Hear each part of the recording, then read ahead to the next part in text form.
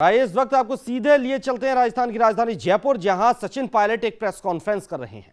यहाँ पर भाषण में अपना उसका विवरण किया गया, लेकिन जो किसान समाज है, जो किसान है, कृषि है, उस पर कोई अपना ध्यान केंद्रित नहीं किया गया। इस बजट से जैसा मैंने कहा कि ये कहा गया कि बहुत गंभीर संकट था अर्थव्यवस्था के ऊपर।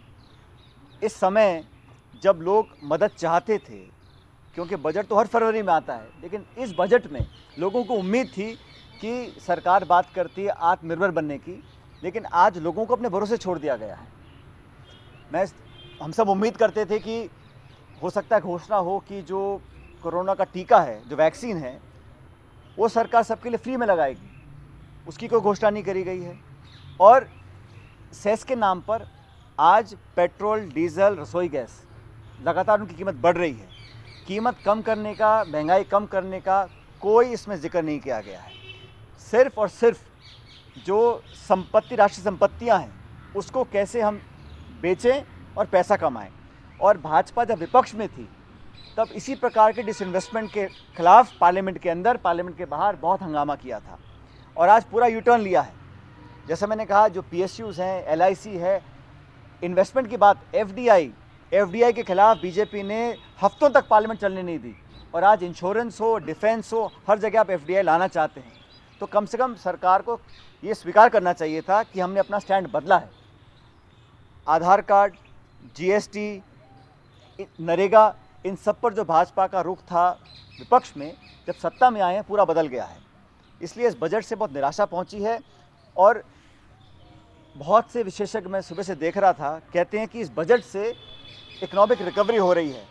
अगर इकोनॉमिक रिकवरी सिर्फ शेयर बाजार के आंकड़ों से होगी या चंद पूंजीपतियों के और पैसा कमाने से होगी, तो रिकवरी इस देश के किसी काम की नहीं है। रिकवरी तब है जब इस देश में कुपोषित बच्चों की संख्या कम होगी। रिकवरी तब है जब किसान के हाथ में पैसा आएगा। रिकवरी तब है जब मध्यम वर्ग की, हमारी गृहिणी के हाथ में खर्च करने को पैसा ज़्यादा आएगा।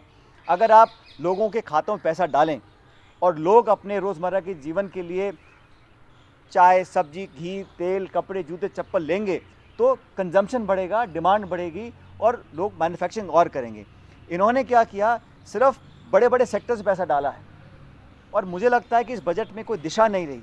उन्होंने सिर्फ अपनी जान बचाने के लिए आज भाषण पढ़ दिया, स्टेटमेंट, लेकिन उसमें ठोस कार्रवाई, और ख़ासकर मैं दोबारा कहना चाहता हूँ, देश में जो 3 कृषि कानून बने हैं उसके विरोध में जो माहौल बना हुआ है, आज भी लोग धरने पर बैठे हैं, उन लोगों को संतुष्ट करने के लिए ना तो MSP की, ना कृषि की बजट को बढ़ाने की घोषणा की गई, और बजट को कम करने का काम किया गया है। रक्षा बजट का कोई जिक्र नहीं किया, पहली बार देखा है हमने। तो मैं सिर्फ बुराई नहीं कर रहा हूं, लेकिन मैं वास्तविकता बताना चाहता हूं कि इस बजट से राजस्थान, हमें उम्मीद करते थे जो ईस्टर्न कैनाल है, जो 35,000 करोड़ की योजना है, उस पर कोई घोषणा होगी, क्योंकि सारे सांसद हमारे भाजपा के राजस्थान के हैं। हो सकता है सरकार पे कुछ प्रभाव डालकर हमारे प्रदेश के लिए कुछ घोषणा होती, क्योंकि यहाँ चुनाव 3 साल तक नहीं है, तो यहाँ कोई घोषणा कर ही नहीं गई।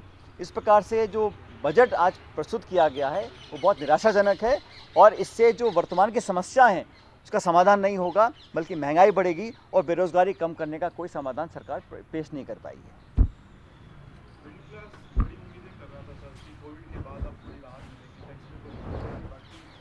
अब 75 साल से जो ज़्यादा लोग उम्र में हैं उनको राहत दी है। क्या राहत है कि आप इनकम टैक्स मत भरिएगा, लेकिन उनके कोई टैक्स स्लैब में बदलाव या उनको अतिरिक्त धनराशि या कोई पेंशन, ऐसा कुछ नहीं है। एक राहत दी है कि आप इनकम टैक्स मत भरिए। ये कैसी राहत है भाई?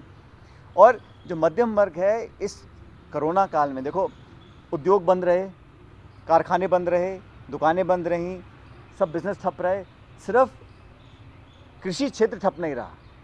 किसान ने खेती करना नहीं छोड़ा, तभी आज हमारे भंडार भरे हुए अनाज से।